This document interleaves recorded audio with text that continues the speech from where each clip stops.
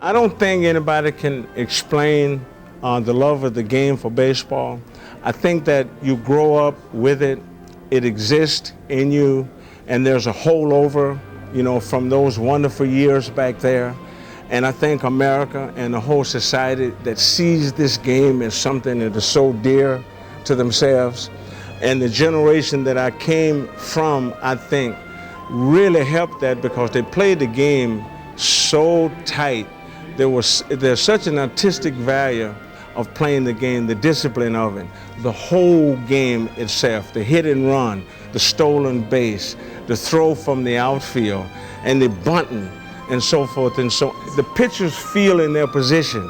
I think people saw all of that, and it's sort of like a symphony that you never forget. But it's unexplainable because how far can you go back?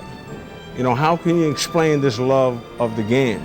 The game is still a good game, but it was a different game when we played, and it sort of sealed the whole deal of our society in America, how we look, because the game taught us a lot. You got to remember when Jackie came in, it taught us a lot. It taught us to play together, it taught us to live together, it taught us to work together, and it was baseball that did that. Even though I know that basketball is popular, I know that football is popular, hockey is popular, soccer is popular, but it's kind of hard to say which is the most popular, because baseball, it doesn't come from a popularity standpoint. It comes a little bit deeper than that, man. It comes from down in here, way deeper than that. Baseball still has a lot going for it. You think about it, even in the subliminal ways. Look, what kind of outfits do they wear more, or equipment? They wear baseball hats and baseball jerseys.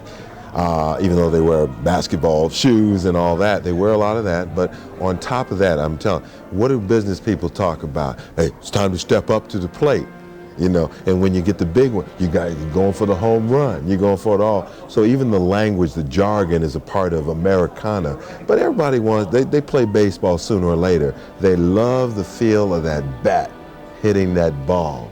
And just about everybody can do it. You don't have to jump, have a vertical jump of 48 inches or something. Everybody swings a bat sooner or later in life, and it's something that most people can do. You don't have to run fast.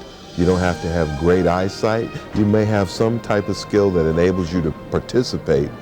I think more people can relate to it. I think more people could play baseball than could play basketball. Not at the level that they need to be at the professional, but they all participate. It's part of America. It's 100+ years old, and it's still number one.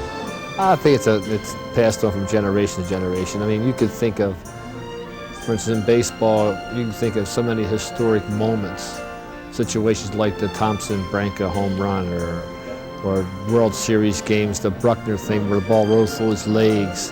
Dramatic things that happen like they were yesterday. But if you start to think about one special football game or one special basketball, I don't know how many people could discuss that, but you could go back to all kinds of situations and recall things that happened, or games in which your father talked about. And then I talked to my son. I'm sure he'll remember some of the things that we talked about at ball games when he was a kid, and I'm sure he'll do it with his son.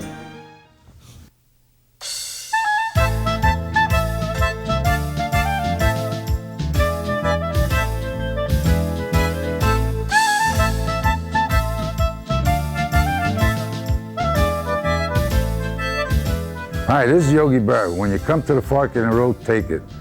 I shouldn't say that. Hi, this is Yogi Berra. When you come to the fork, oh boy. Hi, this is Yogi Berra. When you come to that fork in the road, choose Steiner. John Badami, front office, That's please. nice. John Badami, front office, please. All right, ready? When you come to that fork,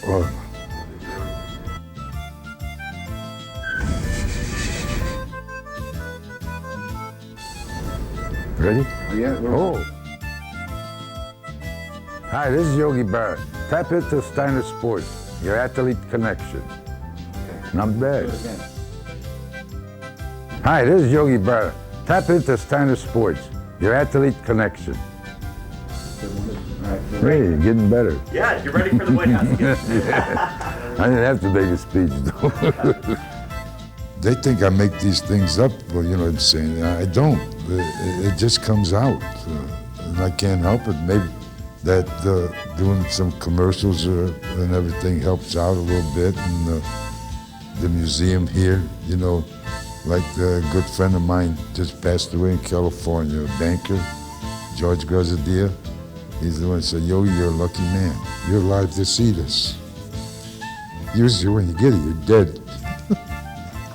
He's got his yogiisms. I mean, you know, he's always coming in the locker room now, and he come over to my locker and he's telling me stories and things like that. But I think everyone just loves Yogi Berra.